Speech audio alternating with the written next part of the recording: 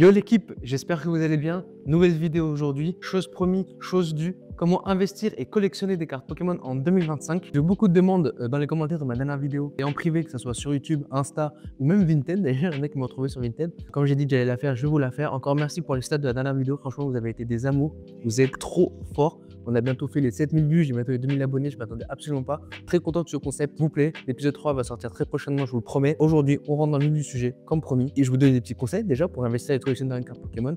On va surtout rentrer dans du concret parce que j'ai des cartes à chercher. J'aimerais savoir combien elles coûtent et j'ai des cartes à vendre. Du coup, j'aimerais savoir combien je vais pouvoir les vendre. On va faire du concret ensemble quand on sera sur mon PC tout à l'heure. Mais voilà, pour commencer, juste petit disclaimer. Effectivement, dans Pokémon, il y a de l'argent, il y a de l'investissement, il y a de la collection aussi, il y a de la passion aussi. L'un n'empêche pas l'autre. C'est pas pour autant que je parle de scalping. Ici, on va vraiment essayer de faire en sorte de faire les choses intelligemment. Et le deuxième disclaimer que je voudrais faire, les conseils que je vous dis ici, ce sont mes conseils personnels. C'est des conseils que j'applique suite à plusieurs années d'expérience. Ça ne veut pas dire que j'ai forcément raison, ça ne veut pas forcément dire que c'est la meilleure des techniques, c'est juste que ça fonctionne avec moi. Je vous les donne, je vous donne tout ici, je vais rien cacher. Comme ça, vous avez toutes les inputs pour pouvoir avancer et collectionner de votre côté. Donc, commencez pas à craper ma veste si jamais c'est nul, si jamais ça marche pas, si jamais vous faites pas comme ça. Moi, c'est ma technique. Vous prenez pas, mais voilà. En attendant, je vais tout vous dire et j'espère que ça vous plaira. Puis rentrons dans le vif du sujet. Première étape, les gars, c'est super important, c'est budgétiser vos dépenses dans Pokémon. S'il vous plaît, c'est super important. Vous êtes des adultes, principalement, vous avez un loyer à payer, vous avez des charges, vous avez des responsabilités, vous avez un mec, une meuf. Dépensez pas 70%, 80% de votre salaire dans les cartes Pokémon. Soyez intelligent, budgétisez tout ça. Moi, j'ai commencé Pokémon en dépensant 50 € par mois et maintenant, je suis à 200, 250 € par mois. Pas plus, parce que sinon, madame va me défoncer. Soyez intelligent, budgétisez. Pokémon et la collection, c'est pas un sprint, c'est un marathon. Vous comparez pas aux autres, vous n'avez pas la même vie, vous n'avez pas la même situation, vous n'avez pas le même argent, vous n'avez pas le même salaire. C'est pas parce qu'il y a un gars sur Instagram que vous suivez qui dépense 5000 € dans Pokémon que vous devez faire pareil. Ok, c'est pas une compétition. Chacun collectionne à sa vitesse, à sa manière et avec ses moyens et sa situation. Faites des comptes par rapport à ce que vous pouvez vous permettre de dépenser dans Pokémon et fixez-vous un montant. Voilà, pour commencer 50, 100 €, c'est très bien. Vous n'êtes pas obligé de dépenser pour acheter 3 displays tous les mois. Donc ça, c'est le premier conseil que je voudrais vous donner. Deuxième conseil que j'aimerais vous donner, c'est fixez-vous un objectif. Pourquoi je dis ça? Tout simplement parce que moi, quand j'ai commencé à collectionner les cartes Pokémon, j'avais envie de faire du diamant et perle parce que c'est un de mes blocs préférés. J'ai commencé par diamant et perle, puis j'ai découvert le bloc XY. Donc j'ai commencé à acheter des cartes du XY. Ensuite, j'ai commencé à acheter des cartes du bloc noir et blanc parce que je suis tombé amoureux du bloc noir et blanc. Puis après, rien à voir, j'ai voulu faire comme les OG et commencer à collectionner Dead 1 et Dead 2 sur du bloc Wizard. Donc du coup, j'ai commencé à acheter des cartes de set de base. Au final, je me suis éparpillé. Et j'avais plein de petites cartes partout, mais j'avais pas un truc sympa, badass, sur une même extension. J'avais plein de petits bouts partout. Et ça me faisait chier. J'avais l'impression de rien collectionner et de m'éparpiller. Donc si je peux vous donner un conseil, fixez-vous des objectifs. Et après, chacun ses objectifs. Moi, j'ai des potes qui collectionnent par extension, j'ai des potes qui collectionnent par bloc, j'ai des potes qui collectionnent par Pokémon, j'ai des potes qui collectionnent que les évolutions, par exemple, ou que les Nidoking. J'ai des potes qui collectionnent que des diamants et perles.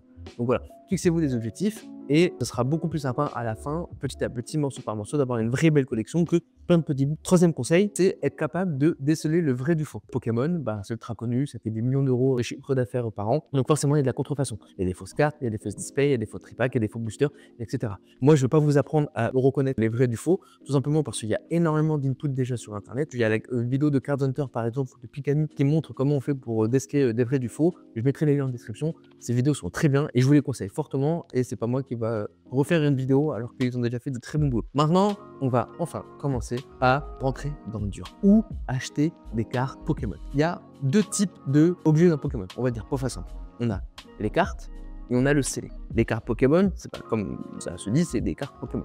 Et ensuite, on va avoir le scellé. Dans le scellé, on va avoir des decks, on va avoir des boosters, on va avoir des displays, on va avoir des tripacks, on va avoir des ETB, on va avoir des coffrets. Et la manière d'acheter des cartes et du scellé est très différente. La manière de comment acheter des cartes, et c'est par ça où je vais commencer, c'est grâce à leur communauté. On est en 2025 et en 2025, il y a plein de manières d'acheter des cartes Pokémon.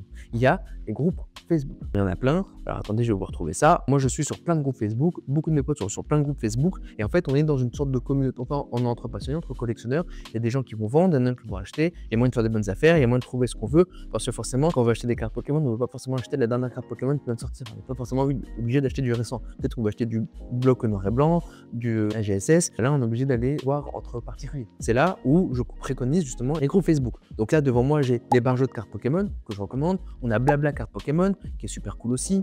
On a Pokémon Express vente et échange. On va voir Eclipse Pokémon qui est super cool aussi, que j'aime beaucoup. Si vous voulez faire que du japonais, on a tout est japonais, donc le Pokémon vente échange japonais. On a Blabla cartes Pokémon. Si vous voulez faire juste du Wizard, dans le bloc Wizard, pareil, il y a un groupe spécialisé qui s'appelle Pokémon Wizard et X. Enfin voilà, tout ça pour dire que les groupes Facebook, c'est vraiment quelque chose qui existe depuis des années. Depuis des années, je suis dans la collection, même il y a 10 ans, quand j'avais repris Pokémon, ça existait déjà. Pour moi, il n'y a pas mieux qu'aller sur le groupe Facebook. Alors attention, pour que ce soit un groupe Facebook, il y a des règles à respecter, règles dont je vais parler un peu plus tard.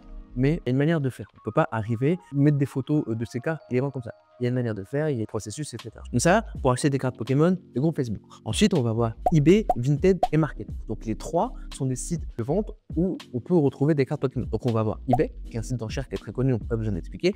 Deux manières d'acheter des cartes Pokémon sur eBay. On peut acheter soit en enchère, soit en achat immédiat. En enchère, comment ça fonctionne? Un mec va mettre une carte, il y a je sais pas combien de jours, je crois 7 jours pour acheter la carte et chacun fait des enchères. Et les dernières minutes, c'est là où ça va se battre et il y a moyen d'acheter la carte aux enchères. Ensuite, on a achat immédiat, hop, tu fais une offre sur eBay, tu proposes, le mec il accepte, boum, c'est à toi. Ensuite, on a Vinted. Vinted, pareil, j'explique pas. Alors attention sur Vinted parce que c'est pareil, il y a beaucoup d'arnaques, etc. Et moi, ça fait des années que j'utilise Vinted et j'ai jamais eu de soucis. Je vends sur Vinted et j'achète sur Vinted un peu moins maintenant parce qu'ils ont enlevé PayPal et du coup, ça fait chier parce que j'adorais payer par PayPal. Vinted, par contre, c'est pas l'endroit où on va faire le plus de bonnes affaires. C'est juste des cartes qui t'intéressent, tu peux la trouver sur Vinted potentiellement. C'est facile, ça prend 5 minutes à trouver ta carte et généralement, ça marche plutôt bien. Voilà. Donc, tu as Vinted. Quatrième site que je recommande, c'est Card Market. Donc, Card Market, c'est un site allemand, si je ne dis pas de bêtises.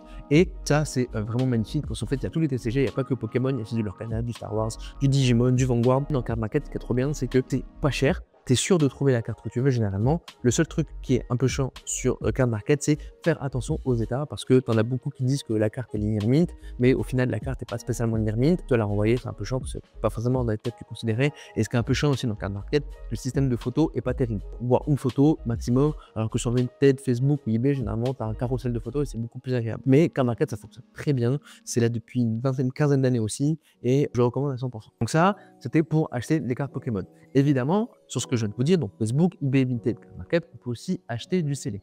Ok, généralement, c'est pas au prix d'achat, c'est pas au prix retail qu'on va trouver le scellé sur ces méthodes d'achat. Généralement, c'est un second marché, donc du coup, ça va être un peu plus cher. C'est là où généralement il y a les scalpers qui mettent leur prix, etc.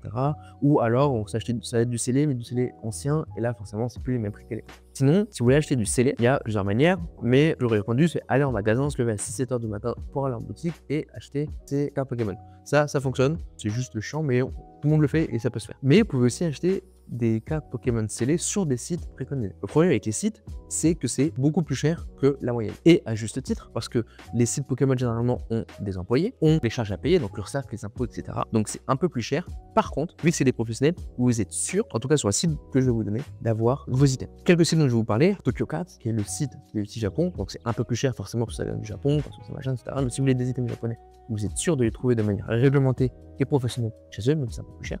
Vous allez avoir Card Hunter aussi, qui a sa boutique, qui fonctionne très bien, qui est très pro et qui fait les choses de manière très professionnelle aussi. Et là, vous allez pouvoir trouver des cartes à l'unité, comme des cartes gradées, comme du scellé, en français ou japonais. On va voir d'autres sites que moi j'utilise, Japan TCG, ok. Pareil, hein, forcément, c'est un peu plus cher parce que c'est une boutique, ça fonctionne très bien, il est professionnel, il fait des prix très raisonnables quand même quand c'est à l'unité. Pareil pour du scellé, si vous voulez du japonais, je préconise ça aussi. Voilà les sites un petit peu que je préconise si vous voulez acheter des cartes Pokémon et la manière de comment vous voulez acheter des cartes Pokémon. Ok, donc ça c'était où acheter ces cartes Pokémon. Maintenant, comment estimer ces cartes Pokémon, que ce soit pour l'achat ou pour la revente. Et c'est là où on va switcher l'écran et vous allez me suivre sur mon ordinateur. Donc comme je vous ai dit, cas concret, j'ai pas mal de cartes à vendre. Il y a beaucoup de cartes, donc on va pas s'amuser à lister toutes les cartes ensemble. Ce que je vais faire, c'est que je vais en sélectionner quelques-unes. Je vais sélectionner cette Salamèche qui vient du coffret collector japonais. Je vais prendre la Master Ball Noctunoir que j'ai chopé dans une play et je vais prendre une Pokéball, tiens, et je vais prendre Péoxydre Pokéball et on va estimer ces trois cartes ensemble. On va faire cet exercice ensemble. On va dire que j'ai besoin d'une carte, je cherche la Groudon AR en PSA 10 et on va faire l'exercice ensemble de trouver la carte la moins chère sur internet. Ce que je vous propose, c'est qu'on commence déjà par chercher la carte Groudon. Moi, j'ai deux manières de faire. La première, c'est déjà, je vais sur eBay. On va taper Groudon. Alors, on va juste aller sur Pokécardex avant parce que je connais pas la carte exactement. Pokécardex. On va dire que je vais la chercher en japonais parce que moi, je suis allé sur le japonais. Elle est dans Raging Surf SV3A. Ce que je fais, je vais taper Groudon SV3A. Et donc là, vous voyez, quand je tape là, j'ai les cartes en blouse. Mais moi, je la veux en gradé. Donc, je vais taper PSA. On peut être plus précis et dire le numéro qu'on veut. Ou alors, on peut même faire graded. Comme ça, on peut avoir plusieurs versions du PSA. Donc là, on n'a pas l'air de tout trouver. Donc, je vais garder sur Groudon SV3A. Donc moi, je veux savoir à quel prix elle est partie récemment. Je vais dans les filtres et je vais dans vente réussie. Et là, je vais avoir les prix des ventes réussies en japonais sur les cartes gradées récemment. Donc là, en PSA 9, le 15 janvier 2025, donc il y a 3 jours, elle est partie pour à peu près 35 euros. Là, le 11 janvier, elle est partie pour 55. Là, pour 58. Vu que là, comme c'est barré, je pense pas trop qu'elle soit partie à ce prix-là, mais là, elle est partie à 55 en PSA 10. Là, 58 pour du PSA 10. On descend un peu plus bas. 47 le 29 décembre 2024, donc un peu moins d'un mois, à 47 euros. Je fais une moyenne. Je peux trouver ma carte pour à peu près 50-60 euros. Pour vérifier mes dires, ce que je fais, c'est que je vais sur Card Market. Je vais taper Groudon SV3A. C'est le numéro combien que je fais pas de conneries, c'est la 69. Donc c'est bien celle-ci. Et là, pareil, je vais la filtrer. Donc la langue, moi je la veux en japonais, je la filtre. Comme c'est du récent, généralement c'est forcément du mint. Bon là il y a du X parce que quand c'est du japonais, ils aiment bien préciser. Et ce que je fais, c'est que je regarde à partir de où elle est gradée. Donc là, elle est en AP grading, ça m'intéresse pas du tout. PGS, ça m'intéresse pas non plus. PGS, ça m'intéresse pas du tout. Là, boum, PSA 10. La photo ici, elle est à 55 euros. On s'était dit quoi tout à l'heure sur eBay? Que je pouvais l'avoir entre 50 et 60 euros. 55 euros, ça me paraît une bonne moyenne. Boum, là pareil, PSA 10, 55 euros. PSA 10, PSA 10, PSA 10, 55, 55, 55. Ça, c'est comme ça que j'estime mes cartes. Quand je vais essayer de la trouver pour l'acheter, on va retirer les filtres. J'essaie de voir si je peux la trouver sur eBay ou sur Card Market entre 55 et 60 euros. Là, elle est à 57. Là, elle est à 60. Là, elle est à 45, mais c'est une enchère. Là, je sais que ma carte, je peux la trouver entre 50 et 60 euros. Soit je suis pressé, et à ce moment-là, je l'achète sur Card Market ou sur eBay. Soit je suis pas pressé, et je vais sur le groupe Facebook, et je fais un post, voilà, je cherche cette carte en PSA 10 pour 50 euros si j'ai pu essayer de faire une plus-value ou quoi, essayer de la trouver moins cher. Donc ça, c'est la première manière que je fais pour moi acheter mes cartes. Donc après, il y a les groupes Facebook, mais ça, je vous en ai parlé déjà tout à l'heure. Pas besoin de le montrer ici. Là, on a vu ensemble comment estimer ces cartes pour un achat, pour éviter de se faire arnaquer, pour savoir la valeur du marché de la carte, etc. Mais maintenant, faisons l'exercice inverse. Admettons que j'ai des cartes que je vends, donc c'est les cartes que je vous ai montrées tout à l'heure. Comment je vais m'y prendre pour savoir comment estimer ma carte et faire un bon prix pour qu'elle parte au prix raisonnable et que je reste quand même sur les valeurs du marché. J'ai mon fameux noctu noir dont je vous ai parlé. Moi, ce que je fais, c'est aller sur eBay. C'est ce que je préconise, c'est ce que je préfère. C'est un outil que j'utilise parce que eBay, c'est vraiment international. Je suis sûr de pas trop me gourer. Et je vais taper le nom du Pokémon. Mon anglais d'officine de c'est Dusk Noir. Et je vais taper Master Ball SV8A. C'est la Master Ball que j'ai, c'est la SV8A. Vous voyez, il y a plusieurs prix. Ça va de 11 à 25 euros, donc c'est pas très clair. Là, on a du 5 euros, etc. Bon, là, c'est une Pokéball. Mais voilà. Ce que je fais, c'est que je vais dans vente réussie, comme tout à l'heure, et je regarde à combien est partie la dernière en Master Ball. On a un prix Master Ball 12 euros ici qui est parti. Comme c'est une carte récente, c'est pas une carte qui est facile à choper puisque c'est une Master Ball, c'est pas sûr d'avoir beaucoup d'informations. Et donc là sur eBay, on sait qu'on a juste une donnée à 13 euros. Maintenant, ce que je vais faire, c'est que je vais aller sur Card Market et on va faire exactement la même chose. Je vais taper le nom du Pokémon Dusk Noir et je vais taper SV8A. C'est ici et c'est bien la 66, donc on va cliquer ici. Et là, pareil comme chercher sur du gradé. Alors moi j'ai du japonais, donc on filtre en japonais. On va regarder à partir de combien elle va apparaître pour du Master Ball. Est-ce que je peux trier par prix? Parce qu'à mon avis, ça va aller vers le bas. Donc là c'est bon, j'ai trouvé. Donc on arrive à partir des Master Ball pour 190. 190, 6 euros, 6 euros 10, 6 euros 50, 7 euros, 9 euros, 10 euros, 10 euros, 10 euros, 10 euros, 12 euros, 12 euros. On peut la trouver à 5 euros et là à 12 euros.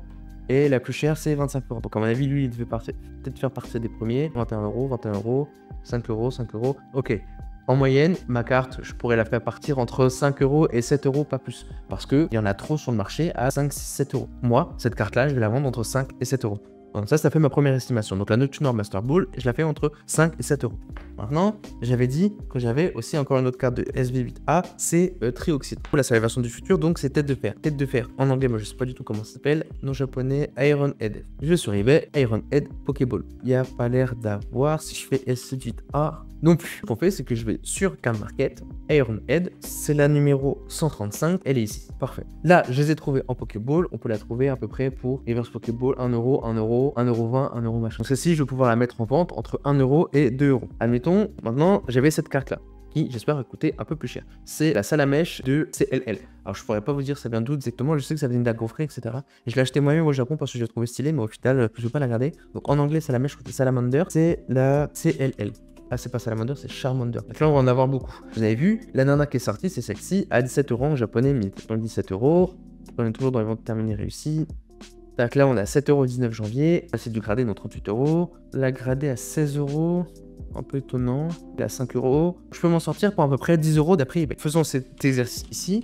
Donc Charmander, tape CLL, est-ce que j'ai trouvé? Parfait, CLL en japonais, Nirmit, 4,30 €. Donc à partir de là, c'est du gradé. Je peux la vendre entre 5 € et 10 €, mais en moyenne, je la ferai partir sûrement entre 5 et 6. Parce que, ok, sur eBay, c'est 17 €, mais il y a aussi des ventes à 5, et sur CanMarket, minimum, c'est 5. Pourquoi je vais quand même sur eBay alors que je pourrais être directement sur CanMarket? C'est que ça permet de recouper les informations. Ça me permet d'être sûr que sur eBay et sur CanMarket, je vais avoir deux informations potentiellement différentes ou les mêmes, et après, moi, je peux faire une moyenne. Ce que je fais ici, je vais pouvoir vendre la carte entre 5 et 10 €. Mais je vais sûrement la faire partir à 7. Parce qu'il n'y a pas la douane qu'on le voit depuis la France, on paye pas trop cher, on paye pas trop cher à frais de port, etc. On a fait l'exercice sur l'estimation pour vendre les cartes, une estimation sur une carte que je voulais acheter. Je pense que j'ai tout montré et on se retrouve sur l'autre vue qui est à dire ma cuisine. Maintenant qu'on a estimé ces cartes Pokémon, que ce soit pour les acheter ou pour les vendre, comment faire pour les vendre? Forcément. Comment ça fonctionne? Comme je vous ai dit, on a plusieurs sites, on a Facebook, CanMarket, Vinted, eBay. Moi, j'utilise pour vendre Facebook et Vinted. Ce que je vais faire, c'est que je vais vous faire un tuto justement sur comment vendre ces cartes sur Facebook et sur Vinted. Sur Facebook, comme je vous l'ai dit un peu plus tôt dans cette vidéo, il y a des manières de faire. Premièrement, quand on veut poster une photo pour vendre des cartes, il y a ce qu'on appelle des balises. Au niveau de son post Facebook, on va mettre des balises. De toute façon, il va y avoir un screen d'un de mes posts ici et je vais pouvoir vous montrer étape par étape. On a des balises. Comme vous voyez sur mon screen, il y a une balise vente, c'est-à-dire que je préviens aux gens que ce post est pour une vente. Il y a d'autres balises. On a la balise achat, ça veut dire qu'on va acheter une carte, qu'on cherche à acheter une carte, qu'on recherche une carte. On va avoir la balise renseignement, c'est-à-dire que là, on va vouloir se renseigner auprès des gens sur une affaire, sur une potentielle vente qu'on va faire ou sur une carte. Et il y a tout plein de balises. Ensuite, il y a, comme vous voyez ici, une photo de mon prénom et de mon nom. Ceci sert à faire en sorte de prouver que les cartes que je mets en photo sont bien en ma possession. Ça veut dire que mon profil Facebook, où il y a mon nom et prénom, correspond à la feuille que j'ai mise sur la photo de la carte, nom et prénom. C'est une sorte de sécurité. Ça, c'est le premier point. Ensuite, il faut faire forcément une photo de ces cartes. Et là, quand on fait une photo de ces cartes, on essaie d'être intelligent et de faire une photo propre. Pas forcément une photo avec un appareil 4K, machin, mes couilles, etc. Juste une photo avec une belle luminosité, on voit les cartes. Et sur le post, on précise le prix, c'est obligatoire. On précise le prix de la carte, à laquelle on veut la vendre. Pas d'enchère, pas de technique commerciale frauduleuse. Non, c'est un prix fixe. On précise avec ou sans frais de port. Pareil, on dit d'où on veut l'envoyer. Moi, je précise généralement remise en main propre sur Paris ou sur une autre ville si je peux me déplacer. Et je précise aussi si je veux un paiement en liquide, en PayPal ou par virement bancaire. Je ne sais pas si sur ce poste c'est précisé, mais généralement, je dis toujours via PayPal. Sur PayPal, comment ça se passe? Si vous n'êtes pas connu ou si vous n'avez pas confiance sur vos achats, passez en biens et services. Vous payez des frais supplémentaires, mais si jamais il y a une couille dans le pâté, vous pouvez vous faire rembourser par PayPal. Si jamais vous avez l'habitude ou que la personne est connue et il y a beaucoup de ventes, vous passez entre proches et ça vous évitera de payer des frais. Donc ça, c'est sur la partie Facebook, comment ça fonctionne. Le tag, la description, le prix, la photo, et on y va, on poste. Sur Vinted, c'est quasi la même chose.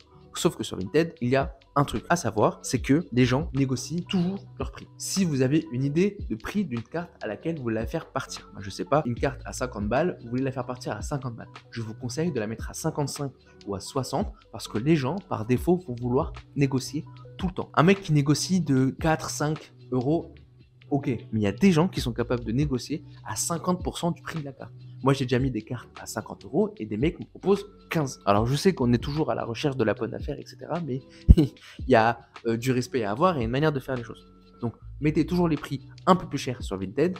Et si jamais il y a des gens qui veulent négocier, vous avez un peu plus de marge de manœuvre. Un autre truc que je vous conseille sur Vinted, c'est pareil, c'est des photos.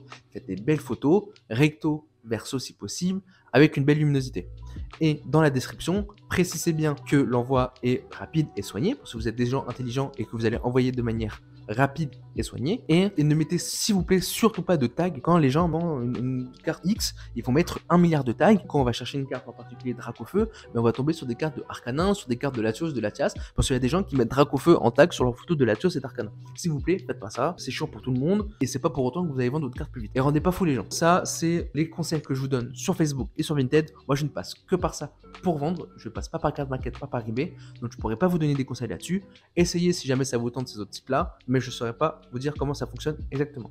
D'ailleurs, si jamais vous voulez me suivre sur Vinted, c'est ici. Donc n'hésitez pas à me suivre, je mets souvent des cartes et moi je ne suis pas spécialement cher en plus, donc souvent les cartes que j'ai en double ou que je drop dans des displays et qui m'intéressent pas, ou des cartes que je veux plus et que je revends directement sur mon Vinted. Ça c'est un petit peu tous les conseils que j'ai sur la collection Pokémon, comment investir, comment estimer ses cartes, etc. Je sais qu'il y a beaucoup de personnes qui m'ont demandé comment faire pour grader ces cartes. Je vais pas faire de vidéo là-dessus tout simplement parce que moi ma manière de grader les cartes est assez particulière dans le sens où en fait je fonctionne avec des potes, j'envoie des cartes à un pote qui s'en occupe pour moi, en fait il récupère plusieurs cartes de plusieurs potes, on est un groupe et il envoie ça chez PSA, c'est lui qui gère toute sa tambouille. Je vais mettre des liens de gens qui ont déjà fait des vidéos sur comment grader ces cartes, comme Cards Hunter, je crois qu'il a fait une vidéo il y a pas longtemps, qui est encore au goût du jour. Je vais mettre les liens de sa vidéo dans ma description. Je parle beaucoup de Cards Hunter, il n'y a pas de sponsor, etc. C'est un mec que j'apprécie, j'aime beaucoup ses vidéos, donc c'est pour ça. Et puis il fait les choses bien, donc forcément quand il y a quelque chose qui est bien fait, on est obligé de se baser là-dessus. Voilà en tout cas comment je fais moi pour rechercher mes prix sur internet pour pas me faire douiller. J'espère que vous aurez appris assez de choses, beaucoup de choses, et que c'était assez intéressant. C'est vraiment la première fois que je fais ce genre de vidéo, donc n'hésitez pas si vous avez des retours à me faire. L'espace commentaire est fait pour ça, toujours dans le respect. En tout cas,